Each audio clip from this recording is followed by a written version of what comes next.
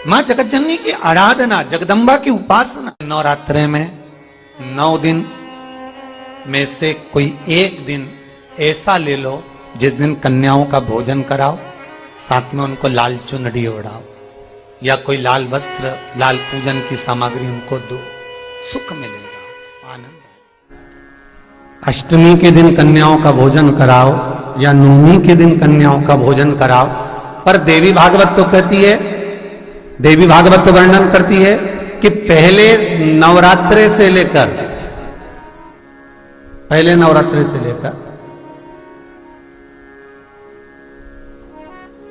नौमी तिथि तक जितने दिन देवी के होते हैं, प्रत्येक दिन में आप किसी भी दिन कन्याओं का भोजन करा सकते हो, पहली रात्रि से लेकर, पहला दिन से लेकर।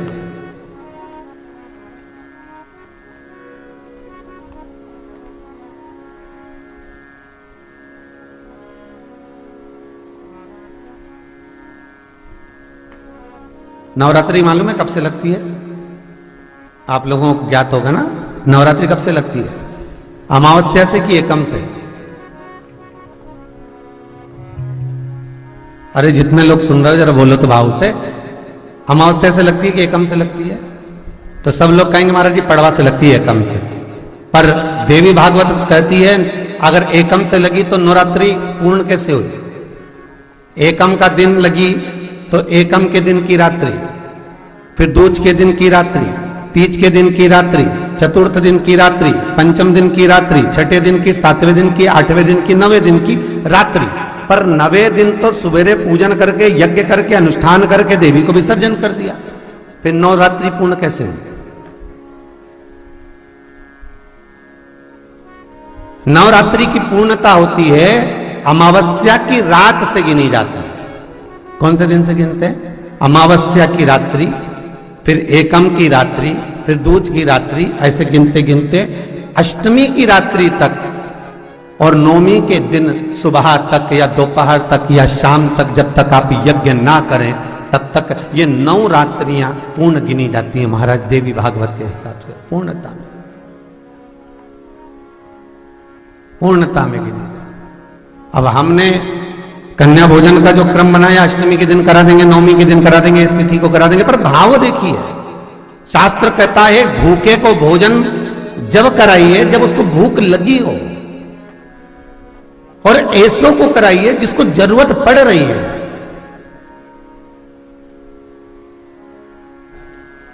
अष्टमी के दिन कन्याओं का भोजन कराओ या नवमी के दिन कन्याओं का भोजन कराओ। पर देवी भागवत तो कहती है, देवी भागवत तो वर्णन करती है कि पहले नवरात्रे से लेकर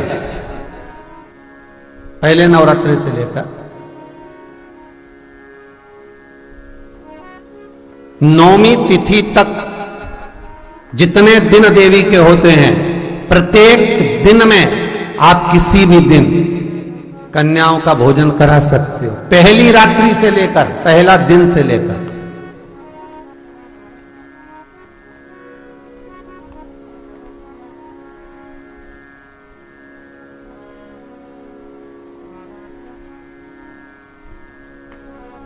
नवरात्रि मालूम है कब से लगती है?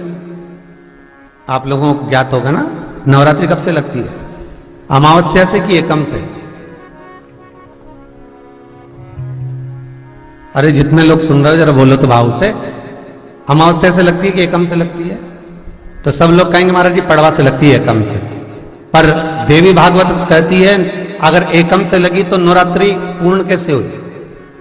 एकम का दिन लगी तो एकम के दिन की रात्रि, फिर दूज के दिन की रात्रि, तीज के दिन की रात्रि, चतुर्थ दिन की रात्रि, पंचम दिन की रात्रि, छठे दिन की, सातवें दिन की, आठवें दिन की, 9वें दिन की रात्रि।